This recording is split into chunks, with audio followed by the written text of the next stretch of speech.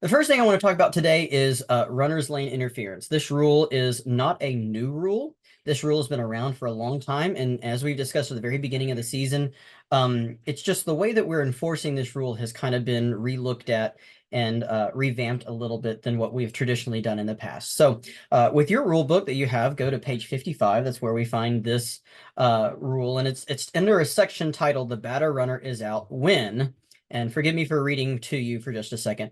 The batter runner runs outside the 3-foot running lane, and this is the important part, last half of the distance from home plate to first base, while the ball is being fielded or thrown to first base.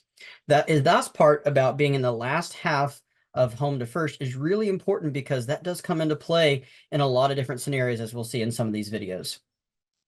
This infraction is ignored in two different ways. First, it is ignored if the runner being outside of the runner's lane is to avoid a fielder who is attempting to field a batted ball. So if you've got like the first baseman charging in or even the pitcher charging in, over towards the runner's lane, that runner, he can run outside or potentially he could run to the inside, depending on how the play plays out. It's ignored if he is trying to avoid the fielder, because remember, the fielder has a right of way in that scenario, so the runner has to avoid. The second way that this could be ignored is if the act, meaning the runner being outside of the runner's lane, does not interfere with a fielder or a throw.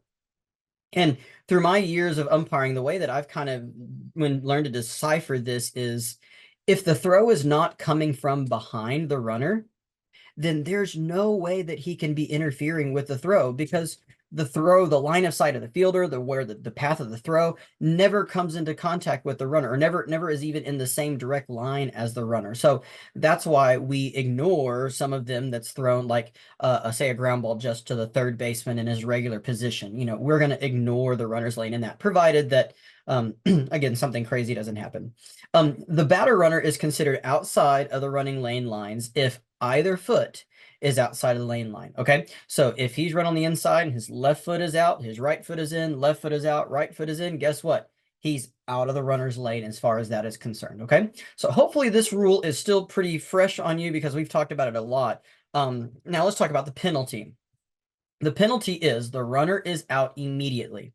Interference is called and the ball is dead immediately. Okay, so we're going to come up and we're going to call time on this, and we're going to point to the batter runner that's out. Again, that is if we're enforcing. If he doesn't interfere with the throw, meaning like him being out of the runner's lane doesn't interfere with the play into first, as we talked about. Like if it's from a regular position or not from immediately behind the runner, then of course, as we said before, we're going to ignore that. So we don't need to do anything there. But if we're enforcing the runner's lane, we are going to call time and ball is dead immediately. And we're going to point to the batter runner, and batter runner is going to be called out.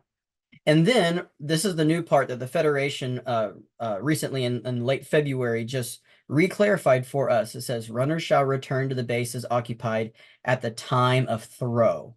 And that is a really important distinction because say we have a steal, like a suicide bunt at the plate kind of thing, and the runner's taken off and the bunt gets down, but the runner running to first base is, going to be called for a runner's lane interference. If the run scores at the plate prior to the catcher releasing the throw to retire the batter going to first base, then, well, we've got to leave the run still counts because it goes to time of throw. And this is where our base umpires are really going to have to help. Even a two-person, you got to get a quick glance, look over your shoulder, get a quick glance and see things around. But as we start thinking about 3 and 4 umpire crews, we've got to have this mindset that this can happen and the crew can help decide where the runners are.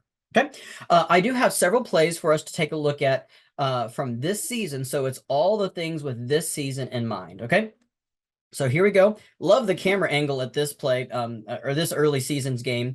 And I do want to give a shout out. The home plate umpire is a first-year umpire that we're going to get to see, and he's doing a really great job on a lot of things. So let's take a watch.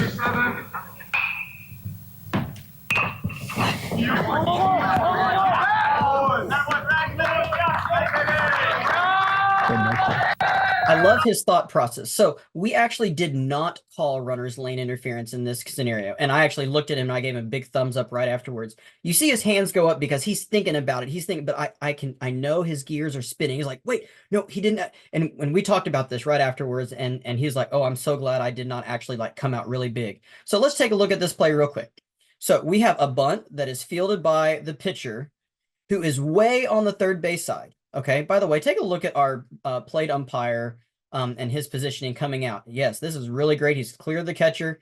And so at the time of throw, again, it's really hard to see at this angle of the camera, but the runner is nowhere near the line of throw from the pitcher.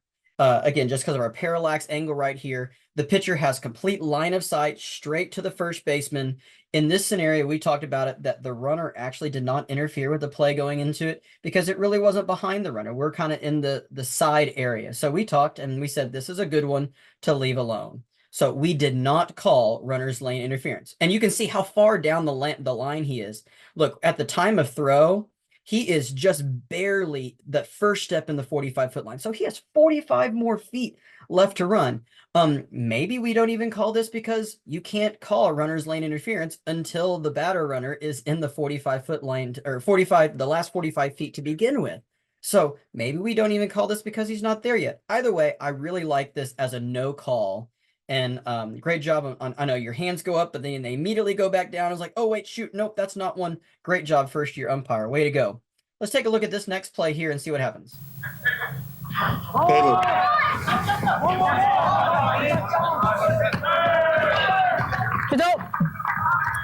Again, same game. That's a little bit later, and let's back it up. So we have we have a bunt that's fielded by the pitcher. Okay. Now, time of throw is here. The runner is not even in the last 45 feet to first base. So no matter what, we cannot call runner's lane interference. Look, time of throw is right there. I hope that you can see very well how I'm scrubbing the time. That's the time of throw. And the runner is not in the runner's lane yet. He is not in the second half going down the line. So no matter what happens, we have nothing on this play. Let's watch this one more time.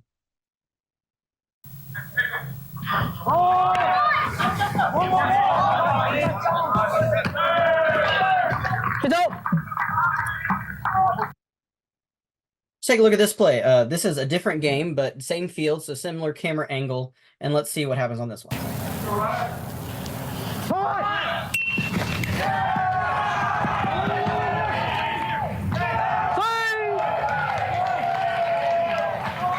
I play this one because we have the runner coming to score. So first things first, we have a fair foul call by the plate umpire. He moves into position and it's going to be fair call, and he's going to see that there. And now look, we have the runner touching home and we have the umpire leaning over and he's looking across the shoulders of the catcher and the runner touching the plate. Got lots of stuff going on there. And then we have time of throw. And look where the runner is. He's right on the line. We are A-okay here. And we have a close whacker call at first base and a base umpire calls him safe. Now, let's imagine, I'm playing this one for you because this is 100% not a runner's lane interference call. This is exactly right, called on the field, we're good. But I'm using this video to show you time of throw in this scenario is right there. That's time of throw. Guess what? The runner from R3 coming home, he has already touched home. He has already acquired home plate. So therefore, if we are going to enforce the runner's lane interference, say we did have runner's lane interference, that run would count. We would leave that run there scoring, and then we would move everybody else back if they hadn't obtained the next base. But again, it's based off of time of throw, okay? Got one more no call for us. Here we go. No catch, no catch. So this is a drop third strike, and we definitely can have runner's lane interference here. And if you notice, take a look on this field. There is no runner's lane on the field, which means that we get to use our judgment. You'll find out in a later video that sometimes your judgment brings you into some opportunities for effective communication. But in this scenario, we've got a drop third strike, and our runner is taking off. Right here, he is inside. He is in fair territory. So technically, he is out of, or in the bad spot. But guess what? There's time of throw. There's time of throw. Let me get my little marker on here. The 45-foot lane would actually start somewhere right around there.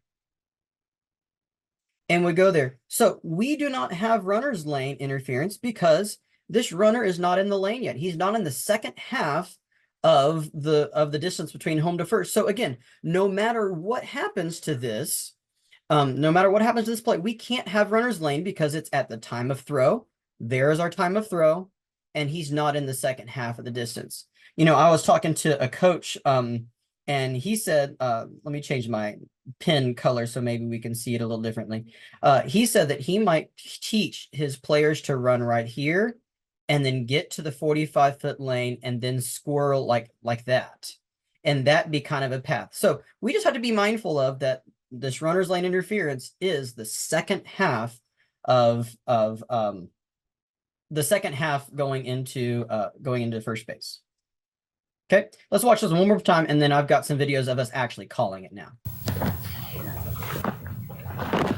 No catch, no catch. We got nothing on that one. Let's take a look at this next play. Back to this really great angle. Let's see what happens. Easy, son. One. Easy.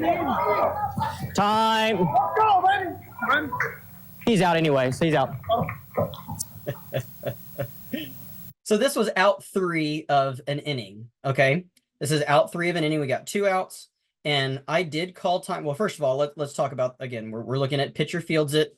His momentum carries him, and there is time of throw. Time of throw is right there.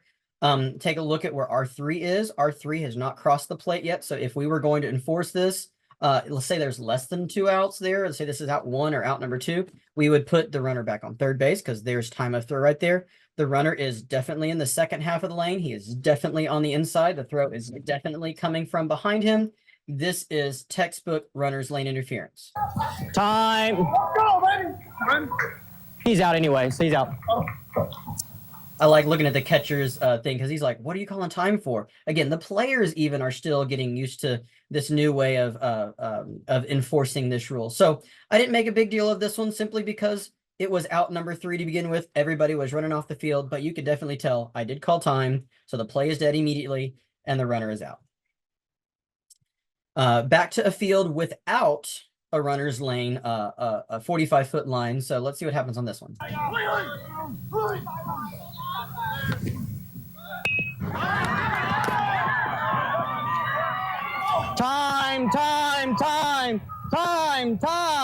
Time. That's runner's lane interference. Runner's out. Runner back to second base. Runner back to second base. Runner back to second base. Runner's lane interference. He's on the inside of the line. Again, so we have to be patient and emphatic with what we're calling in this scenario. Why did I call time so much? Well, because the crowd was really loud, and when you're going to enforce something like this, you do want people to be listening to you. You don't want to be calling it so quickly that you say all of what you're going to say, and then everybody looks at you and goes, huh? And then you have to say all of it all over again. So that's why call time, make sure you have everybody's attention, and then enforce your rule. So let's take a look at the fundamentals of this play. So again, we have another bunt. We have a runner at second base. Okay. The bunt goes down. This is completely behind the runner. Yes, we have a catcher that fields it. Is this runner in the second half of the runner's lane? Yes, he is. Because wait for it. Time of throw is there. Okay. That's our time of throw. He is definitely outside of the runner's lane, the second half towards first base. Take a look at the runner at third going into third base. He has not yet obtained third. So there's time of throw. We're going to move R2 back to second base, and we're going to call the batter runner out, just like we see here. And true throw right here, and umpire calls safe. Base umpire, if you can see that we're calling runner's lane interference, the best thing is to do is to make no call.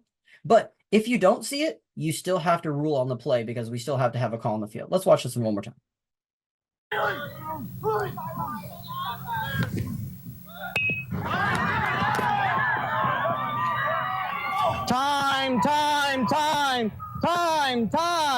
Time.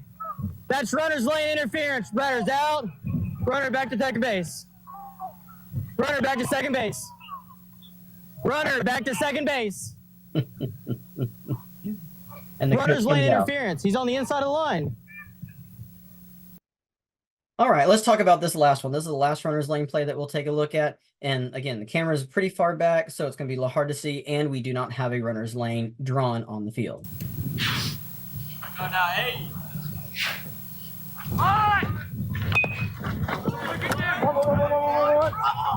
Time, time, time, time. That's runners late interference, runners out. Back to first base. Back to first base. Back to second base. He's on the inside of the line. Back to first base. Back to second base. Thank you to my base umpire who's helping try and communicate the runners to get them back to where they're going. Let's look at the fundamentals of this play again. So we have another bunt. Thankfully, bunts are up this season. So right here, is the ball being fielded behind the runner? Most definitely. Look, left foot's out, right foot's out, left foot's out, right foot's out. So here is time of throw right here. And this is where judgment really comes in, because is he in the second half of the runner's lane? Oh gosh, it's really close. I mean, I would imagine the runner's lane is right about there, but since it's not drawn on the field, you know, we're having to use our judgment on the fly. And so, you know, best judgment on the fly, there's our time of throw. Take a look at where R3 is, or R2 is over in the corner. He has not obtained third base yet. Take a look at where R1 is going into second. He has not obtained second base yet. So there's our time of throw. This is the mental picture we need to have snapshotted in. And we're going to send everybody back into there. Let's watch this play finish out one more time. Time, time, time, time. That's runners late interference, runners out. Back to first base. Back to first base. Back to second base. He's on the inside of the line. So, as we kind of look. wrap this section, yes, give me just 1 second. As we kind of wrap this section up, I just want to encourage you guys, when y'all are calling this, take your time. The parents aren't going to understand. The stands are not going to understand. The coaches aren't necessarily going to understand. The players aren't necessarily going to understand, just because it is still so different than what we've done in the past. So take your time, enunciate clearly. And then, of course, if a coach wants to talk to you and ask questions about it, talk to them politely. If they become impolite, then you use your game protocols and you proceed from there. Okay.